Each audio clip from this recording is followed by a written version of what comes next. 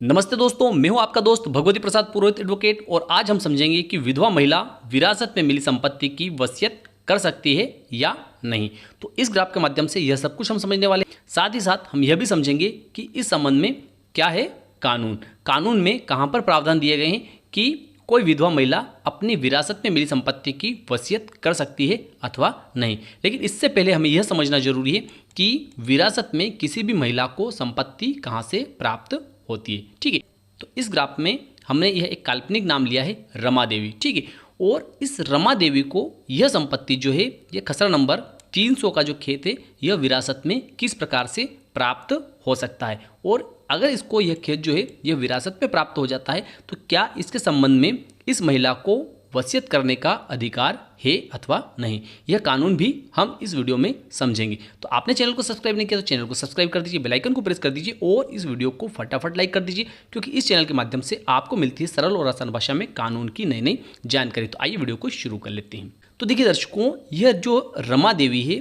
इस रमा देवी को कहाँ से विरासत में यह खेत प्राप्त हो सकता है। तो इसके लिए हमें सबसे पहले यह समझना होगा कि यह खेत जो है, यह खसरा नंबर 300 का खेत जो है, यह मान लिया जाए कि आज की तारीख में इस रमा देवी के पति के नाम पर है। ठीक है, किसके नाम पर है? इस रमा देवी के पति के नाम पर है। और इसके पति की जो मृत्यु है वह इस रमा देवी की मृत्यु से पहले हो जाती है। ठीक है, इस रमा देवी की मृत्यु से पहले अगर इसके पति की मृत्यु हो जाती है और इस खेत की अगर इसका पति जो है किसी व्यक्ति को वसीयत नहीं करता है, तो ऐसी स्थिति में यह खेत जो है, यह ज़मीन जो है, यह इस रमा देवी को प्राप्त होगी। और वह किस रूप में प्राप्त होगी? वह विरासत के रूप में प्राप्त होगी। किसको? इस रमा देवी को। ठीक इसी प्रकार से अगर यह खेत जो है यह इस रमा देवी के पुत्र के नाम पर है। किसके नाम पर है? इसके पुत्र के नाम पर यह खेत है। और इसके पुत्र की मृत्यु, किसके? इस रमा देवी के पुत्र की मृत्यु जो है इस रमा देवी की मृत्यु से पहले हो जाती है। किससे? इस रमा देवी की मृत्यु से पहले इस रमा देवी के इस पुत्र की मृत्यु हो जाती है। और इसके पुत्र के कोई पुत्र पुत्री या कोई पत्नी नहीं है या जीवित नहीं है, तो ऐसी स्थिति में इस खेत को प्राप्त करने का अधिकार जो है इस रमा देवी को हो जाता है, और वह भी विरासत के रूप में। तो पति से भी रमा देवी इस खेत को विरासत में प्राप्त कर सकती है, पुत्र से भी विरासत में प्राप्त कर सकती है। और देखिए तीसरा तरीका जो रहता है कि इस रमा देवी को विरासत में संपत्ति कहाँ से प्राप्त हो सकती है। तो देखिए, अगर कोई संपत्ति इस रमा देवी के ससुर के नाम पर है, जैसे मान लिया जाए कि यह खेत जो है यह इसके ससुर के नाम पर है, और इसके ससुर की जो मृत्यु है, इस रमा देवी के ससुर की जो मृत्यु है वह इसकी पति की मृत्यु से, इसके पति की मृत्यु के बाद में होती है। अर्थात इस रमा देवी का जो पति है इसकी मृत्यु पहले हो जाती है और उसके बाद में इसके ससुर की मृत्यु होती है। तो ऐसी स्थिति में जो संपत्ति इस रमा देवी के पति को इसके ससुर से प्राप्त होने वाली थी, वह पूरी की पूरी संपत्ति इस रमा देवी को प्राप्त हो जाएगी। यह भी विरासत में प्राप्त होना माना जाता है। अर्थात यह खेत जो है यह इसके ससुर के नाम से है, तो ऐसी स्थिति में अगर इसके ससुर के, इस रमा देवी के ससुर के इस पति के अलावा, अर्थात इस रमा देवी के पति के अलावा कोई पुत्र पुत्री नहीं है, कोई पत्नी भी नहीं है, तो ऐसी स्थिति में यह संपत्ति जो है यह विरासत में इस रमा देवी को प्राप्त हो जाएगी, ससुर से विरासत में प्राप्त हो जाएगी। इसी प्रकार से अगर कोई संपत्ति जो है वह इस रमा देवी की सास के नाम पर है और इस रमा देवी के पति की मृत्यु और इसके ससुर की मृत्यु जो है वह इसकी सास की मृत्यु के पहले हो जाती है। ठीक है, और यह खेत जो है यह अगर इसके सास के नाम पर है, किसके नाम पर? इस रमा देवी के सास के नाम पर है, तो ऐसी स्थिति में इस रमा देवी की जो सास है इसकी मृत्यु होने के बाद में यह खेत जो है यह इस रमा देवी को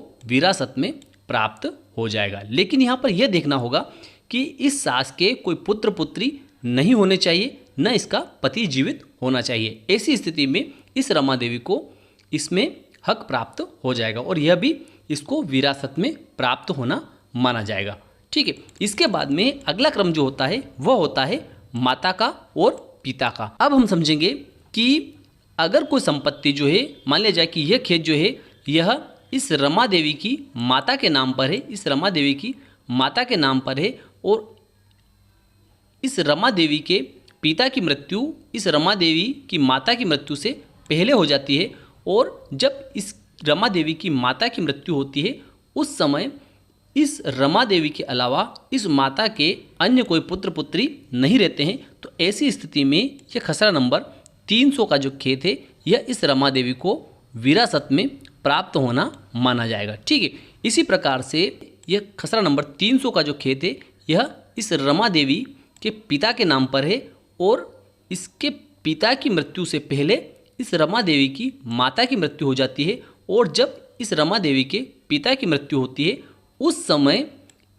इस रमा देवी के अन्य कोई भाई बहन या भाई बहन के पुत्र पुत्री जीवित नहीं है या दुनिया में है ही नहीं। तो ऐसी स्थिति में इस रमा देवी के पिता की मृत्यु के बाद में यह खेत जो है यह विरासत में इस रमा देवी को प्राप्त हो जाएगा। ठीक है, इसी प्रकार से इस रमा देवी के भाई और बहन के नाम पर कोई संपत्ति है, जिसे मान लिया जाए यह खेत है, और ऐसी स्थिति में अगर इसके भाई और बहन की मृत्यु हो जाती है और इन भाई बहन के कोई पुत्र पुत्री नहीं है और इनके माता पिता की भी मृत्यु इनकी मृत्यु से पूर्व हो चुकी है, तो ऐसी स्थिति में इसके भाई बहन जो है इनकी मृत्यु के बाद में यह खेत जो है यह इस रमा देवी को विरासत में प्राप्त होना माना जाता है। ठीक है, तो आपको समझ में आ गया होगा कि विरासत में संपत्ति किस प्रकार से प्राप्त होती है। तो इस प्रकार से